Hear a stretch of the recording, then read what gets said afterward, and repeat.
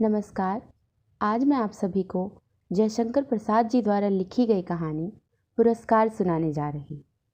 पुरस्कार एक ऐसी युवती की कहानी है जो कर्तव्य की बलि वेदी पर अपने प्रेम का बलिदान कर देती है। तो आइए सुनते हैं पुरस्कार।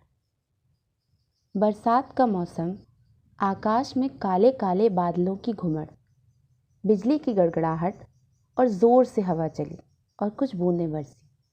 जयघोष के बीच महाराज की सवारी आई। आज कौशल देश में कृषि उत्सव मनाया जा रहा था। इस दिन महाराज को एक दिन के लिए किसान बनना पड़ता था। जमीन के एक चुने हुए टुकड़े में वे हल चलाते, फिर बीज बोते थे। जमीन के असली मालिक को जमीन की 4 गुना रकम देते थे और खेत राजा के हो जाते थे। उस साल मधुलिका की जमीन चुनी गई। कौशल के सभी निवासी उसकी जमीन पर जमा हो रहे थे। राजा सवारी से उतरे। सुंदर लड़कियों ने मंगल गान गाया, पंडितों ने मंत्र पढ़े।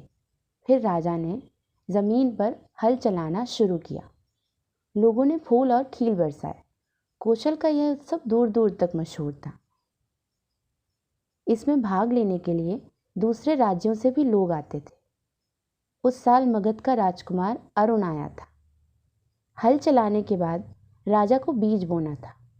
थाल में बीज उठाए मधुलिका राजा के साथ साथ चल रही थी। सब लोग राजा को देख रहे थे, लेकिन अरुण मधुलिका को। राजा ने धीरे धीरे सारे बीज बो दिए। थाल खाली हो गया। राजा ने उसमें कुछ सोने के सिक्के डाल दिए। ये जमीन की कीमत थी। मधुलिका ने थाली को प्रणाम किया, फिर सिक्के उठाकर राजा पर वार दिए और कहा, महाराज, ये मेरे बाप दादा की जमीन है। मैं इसे ऐसे ही आपको देने को तैयार हूं, पर बेचूंगी नहीं। यह सुनते ही बूढ़े मंत्री चीखे, ना समझ, राजा की कृपा का अपमान मत कर। आज से तू राज्य की सुरक्षा में है, इसे अपना भाग्य समझ। राजा ने पूछा, कौन है यह लड़की? महाराज, यह वीर सिंहमित्र की बेटी है। सिंहमित्र, जिसने वाराणसी की लड़ाई में कौशल को मगध से बचाया था? राजा कुछ सोचने लगे, फिर बिना कुछ कहे अपने शिविर की ओर लौट गए। जयघोष के साथ उत्सव पूरा हुआ। रात हुई, पर राजकुमार अरुण की आंखों में नींद कहाँ। अपने घोड़े पर सवार वह बाहर निकल पड़ा। घूमते घूमते एक बरगद के पेड़ के पास पहुंचा। पेड़ के नीचे हाथ पर सिर रखकर मधुलिका सो रही थी। सोई हुई मधुलिका बहुत ही सुंदर और भोली जान पड़ती थी।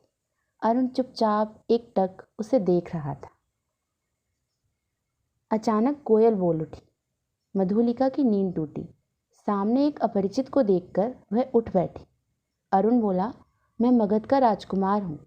आज सुबह तुम्हें उत्सव में देखा था, तभी से तुम्हारे साहस और सुंदरता का पुजारी बन गया।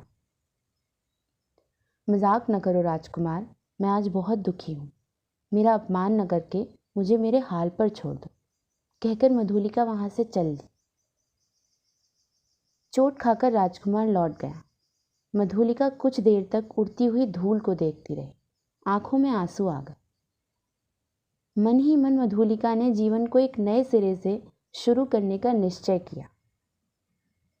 अपनी जमीन खोकर दूसरे के खेतों में कड़ी मेहनत करने लगी। रूखा सूखा जो मिलता खाकर अपनी झोपड़ी में सो जाती। इसी तरह 3 साल बीत गए। सर्दियों की एक रात, मेघों से भरा आकाश, रह रहकर बिजली चमक उठती थी। मधुलिका अपनी झोपड़ी में बैठी ठिठुर रही थी।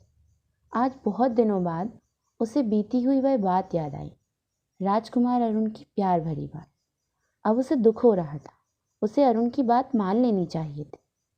तभी दरवाजे पर खटखट हुई। कौन है यहाँ?